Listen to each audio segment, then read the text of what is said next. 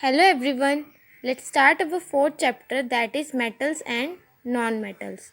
Let's learn about physical properties of metals, physical properties of non-metals, chemical properties of metals, chemical properties of non-metals, uses of metals and non-metals. ये सब हम इस chapter में पढ़ेंगे.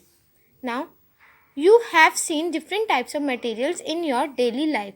If we classify them on the basis of their properties, it is relatively easier to learn about them. In this lesson, we will classify all materials broadly into metals and non-metals. हमने बहुत सारे materials देखे हैं अलग अलग type के, पर जब अगर हम उन्हें क्लासीफाई कर दें उनकी प्रॉपर्टीज़ के बेस पर तो हम उन्हें अच्छे से समझ पाएंगे. इस लेसन में हम दो मटेरियल्स के बारे में बात करेंगे, एक मेटल होगा और एक non metal. There are materials that shown the properties of both metals and non metals. This are called metalloids. जो मेटल्स और नॉन मेटल्स की प्रॉपर्टीज़ को शोन करता है उन्हें क्या बोलते हैं? Metalloids. So physical properties of metals, हम पहले क्या पढ़ेंगे? Physical properties of metal. Some physical properties of metals are as follow. Physical state, most of the metals are solid at room. देखो बहुत से मेटल्स क्या होते हैं? सॉलिड होते हैं रूम टेम्परेचर पे. जैसे आयरन हो गया, जिंक हो गया, कॉपर हो गया, टिन हो गया. पर जो मरकरी होता है ना, वो रूम टेम्परेचर पे सॉलिड नहीं होता, वो लिक्विड की फॉर्म में होता है. क्लियर हुआ? अपीयरेंस, देखने में कैसे होते हैं?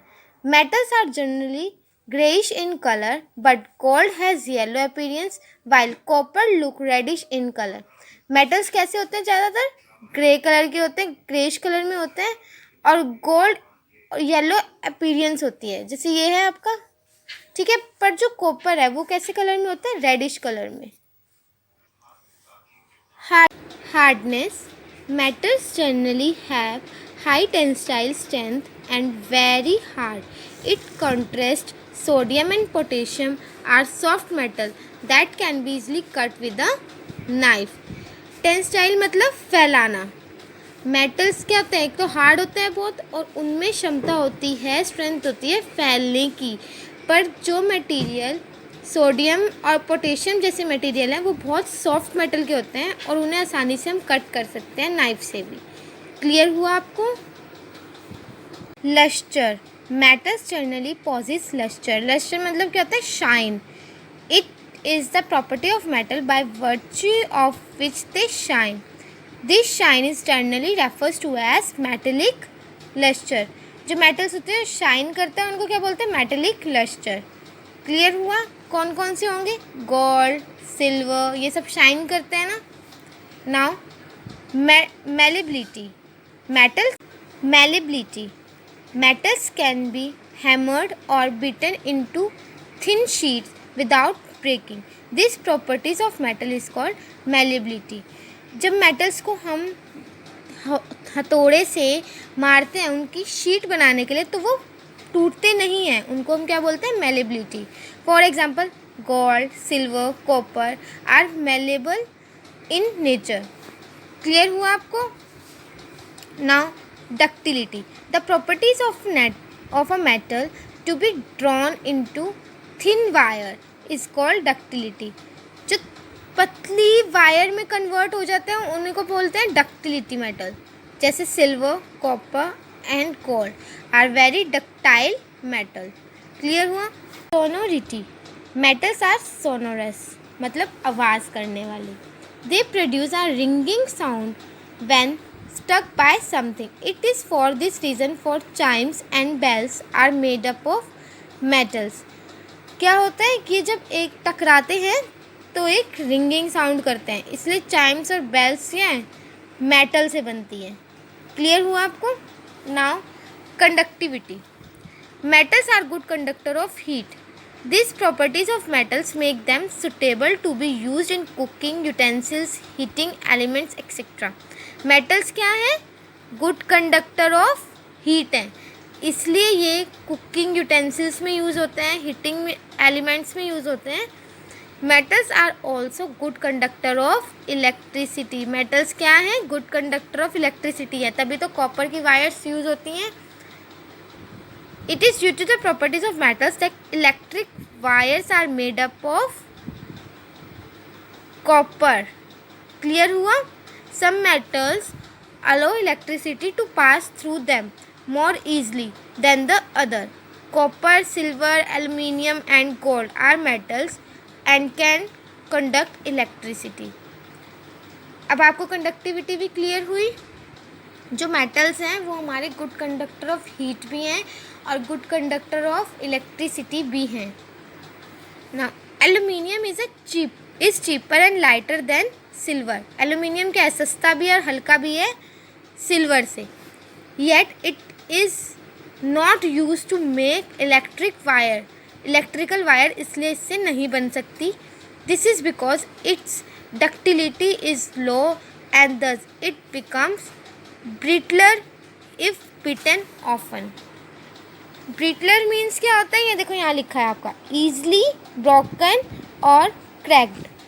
क्या होता है? एल्यूमिनियम क्या है? एक तो चीपर है और लाइटर है, तो इसको हम डक्टिलिटी नहीं है, मतलब इसको हम छोटी थिन वायर में कन्वर्ट नहीं कर सकते, ये एकदम से टूट जाएगा। Density. Metals generally have very high density because the particles are tightly packed. Some metals like sodium and potassium, इनकी क्या होती है? हाईली डेंसिटी होती है, क्योंकि ये एक दूसरे से जुड़े रहते हैं, टाइटली पैक्ड, ऐसे पैक्ड रहते हैं। ठीक है, जैसे कि सोडियम हो गया, potassium. Now activity 3 to show that metals conduct electricity. अभी मैंने क्या कहा था आपको? मेटल्स जो होते हैं हमारे गुड कंडक्टर ऑफ इलेक्ट्रिसिटी होते हैं। तो अब इस एक्टिविटी से हमें पता चल जाएगा। देखो, इसने एक बैटरी ली, कॉपर वायर, यहाँ पर इसने क्या लगाया? रबर। तो क्या इलेक्ट्रिसिटी प्रोड्यूस हुई? बल्ब चला? नहीं जला। बट सेकंड में उसने बैटरी के साथ आयरन पीस लगाया, सो देखो क्या हुआ? इलेक्ट्रिसिटी जनरेट हुई। तो इससे हमें क्या पता चला? Metal is a good conductor of electricity. Metal क्या करता है? कंडक्ट करता है इलेक्ट्रिसिटी को। क्लियर हुआ आपको? Now physical properties of non metal. अब हम पहले हमने मेटल्स की फिजिकल प्रॉपर्टीज़ पढ़ी थी, अब हम नॉन मेटल की पढ़ेंगे। Physical state. नॉन मेटल्स में अक्कर एज सॉलिड, लिक्विड और गैस। नॉन मेटल कैसे होते हैं? सॉलिड भी होते हैं, लिक्विड भी होते हैं और गैस फॉर्म में भी होते हैं। For example sulphur and phosphorus are solid. ये दोनों सल्फर और फॉस्फोरस क्या होते हैं? सॉलिड होते हैं। Bromine is a liquid and hydrogen and oxygen are gas at room temperature. Clear हुआ? नाउ अपीयरेंस, देखने में कैसे होते हैं? Non metals are generally dull और नॉन लस्ट्रस। नॉन मेटल क्या होते हैं? डल होते हैं और शाइनिंग नहीं होती इनमें। But graphite and iodine are exceptional. Iodine और ग्रेफाइट क्या होते हैं? लस्ट्रस होते हैं।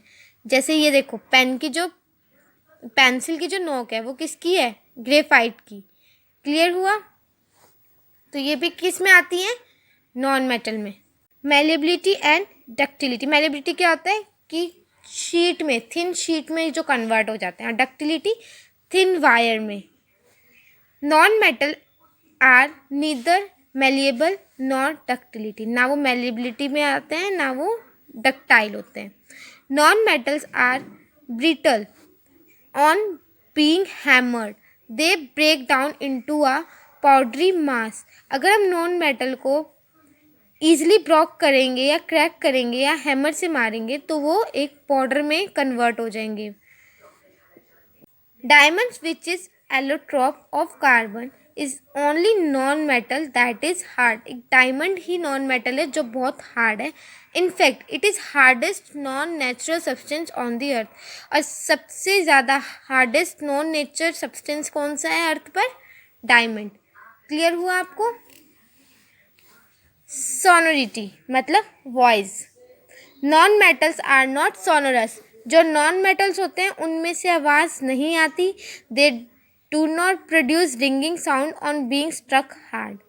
Conductivity. Non metals are bad conductor of electricity although graphite which is an allotrope of carbon, is an exception. It is the only non-metal that can conduct electricity.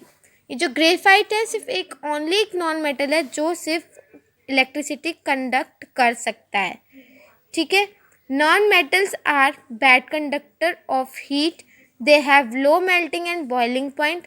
Graphite is an exception. सिर्फ एक graphite ही है जो electricity conduct कर सकता है और heat conduct कर सकता है, वरना नॉन मेटल जो है वो इलेक्ट्रिसिटी और हीट भी कंडक्ट नहीं कर सकता. ये एक्टिविटी आप अपने घर भी करके देखना. ठीक है. To show that graphite conduct electricity. फिर आपको पता चल जाएगा कि ग्रेफाइट जो है इलेक्ट्रिसिटी कंडक्ट करती है. आपको क्या लेना है, एक पेंसिल लेनी है ऐसे, इसके यहाँ से भी शॉर्प करना है और पीछे से भी उसको शॉर्प करना है. ठीक है. तो ग्रेफाइट की लीड निकल जाएगी बाहर. उससे आपको देखो ये बैटरी कनेक्ट करनी है एक वायर से, जो यहाँ पर पॉइंटेड पेंसिल पे कंडक्ट होगी, और फिर यहाँ से वायर कनेक्ट करनी है, और उसके बाद जो आपका बल्ब है वो ग्लो करेगा. इससे आपको पता चल जाएगा जो ग्रेफाइट है वो इलेक्ट्रिसिटी कंडक्ट करता है. ये आपको अपने घर पर करके देखनी है activity. Now comparison between the physical properties of metals and non metals. मैंने आपको भी फिजिकल प्रॉपर्टीज़ बताई हैं मेटल्स और नॉन मेटल्स की, तो आप कंपैरिजन भी अच्छे से कर लेंगे. ये आपको अपने आप रीड करना है. So students, rest of the chapter I will explain in our next video. Thank you. If you have any doubt related to this, you can ask me.